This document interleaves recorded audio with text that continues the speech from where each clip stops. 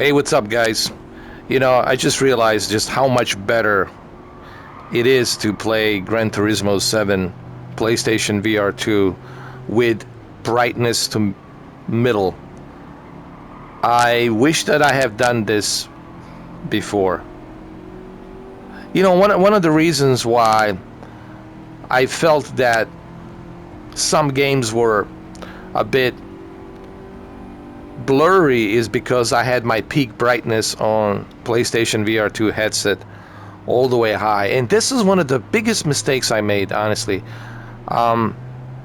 Guys, I know it's HDR, and HDR requires a high peak brightness, but remember, this is in your eyes, all right? You're using something that is placed into your eyes, all right? So you don't need that much of a peak brightness.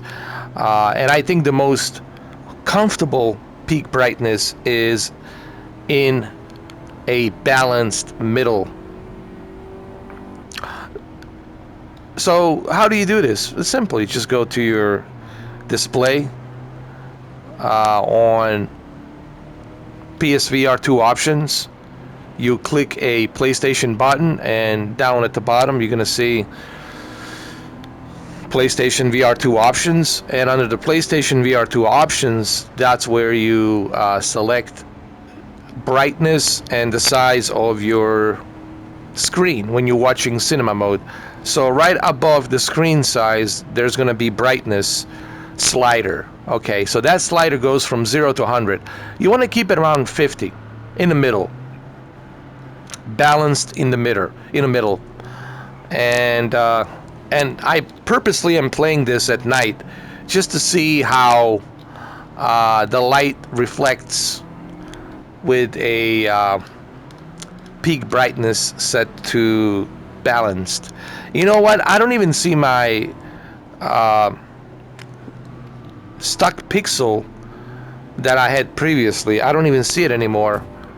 And I think the reason I had that stuck pixel, that sub pixel, it's because of the high peak brightness. Remember, it's OLED. This is an OLED screen, and you don't want to. This is what I keep telling people. You want to be careful with that peak brightness on an OLED. All right, especially with a VR headset. But this is, in my opinion, more comfortable and more enjoyable. And of course, it is something you're gonna have to see for yourself, just to understand what I'm talking about. But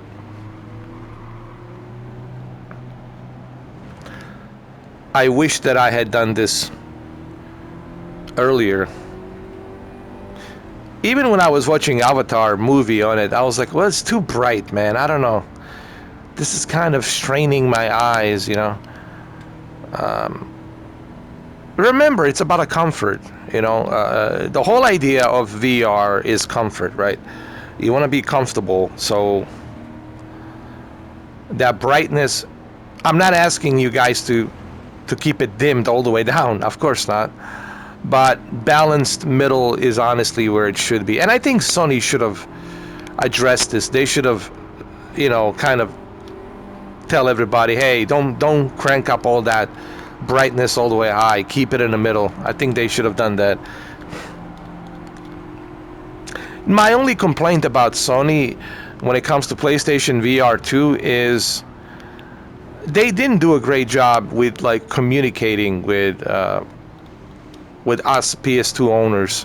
You know what I mean? It's like I didn't see that many videos, where they would tell you some tips on how to properly use the PlayStation VR 2, how to adjust the brightness and all this other stuff.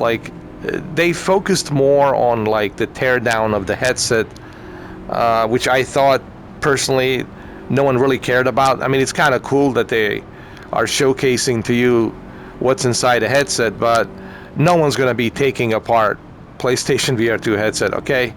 People are going to take it to the shop, or they're going to sell it, or if they have a warranty, they're going to get another one. But no one's going to be really trying to open up PlayStation VR 2 headset, unless you're some tech geek guy that has experience, with opening electronic devices and putting them together and all that, well, then that's you. But majority of people out there, I doubt. So I always felt that Sony kind of missed the opportunity with PlayStation VR 2 to like communicate with us a little bit better. I'm not giving up on this PSVR 2 device, honestly, because what Sony has done with this PSVR 2, it's pretty darn good for the price. I mean, when you look at like Apple Vision, right? And then you look at this, I mean, come on, man. Here you're getting HDR, you're getting 4K, you're getting eye tracking, getting a lot of stuff that Apple Vision has. But guess what? You're only paying $600 for it. That's nothing, dude. In contrast to what Apple's gonna be charging you. And then you got, of course, MetaQuest, $1,000 for MetaQuest Pro. I mean, I haven't tried MetaQuest Pro, but I don't know, dude. Should I? Should I try MetaQuest Pro? That's the question. I don't know.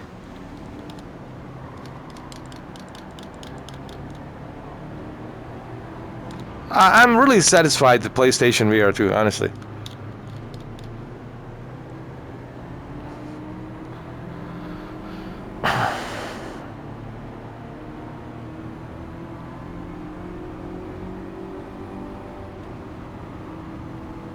And I still have high hopes for PSVR 2. I really do. I'm not giving up on it. I'm not. Because I want PSVR 2 to be successful. And believe me, once Resident Evil 4 comes out, trust me. Now, see, the reason I'm not playing Resident Evil 4 right now, because I want to experience it on PlayStation VR 2, honestly. That's why I'm kind of halfway throughout the game, but I really want to experience this thing on a PlayStation VR 2.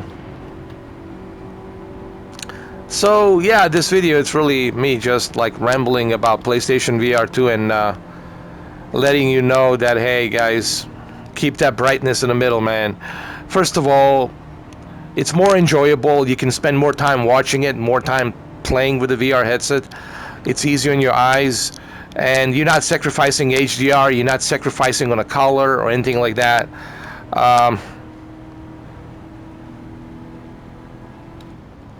And your PSVR 2 will have a much higher longevity, you know what I mean? It will last you longer.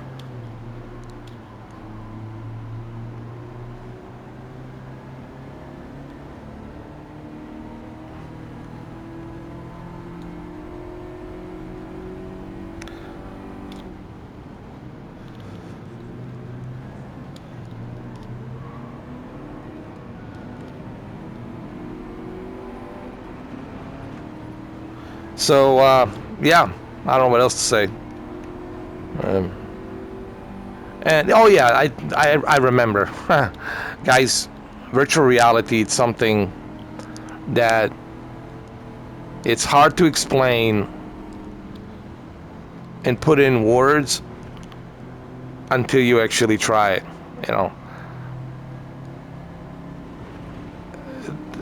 you can watch videos, people can give you their opinions, and they'll do the best they can to try to describe to you, but in all honesty, if you really want to know what it feels like to have a VR headset on and to play games like this, like Gran Turismo 7, you gotta try it. There's no any other way of me saying it other than that.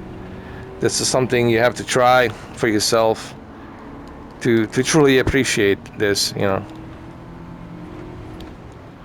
All right, so I'm gonna end the video right here. I hope you guys find this video informative.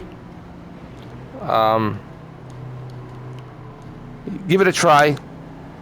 Honestly, give it a try, and let me know what you think. Okay? Let me park the car right here. Right here next to the Sasquatch land.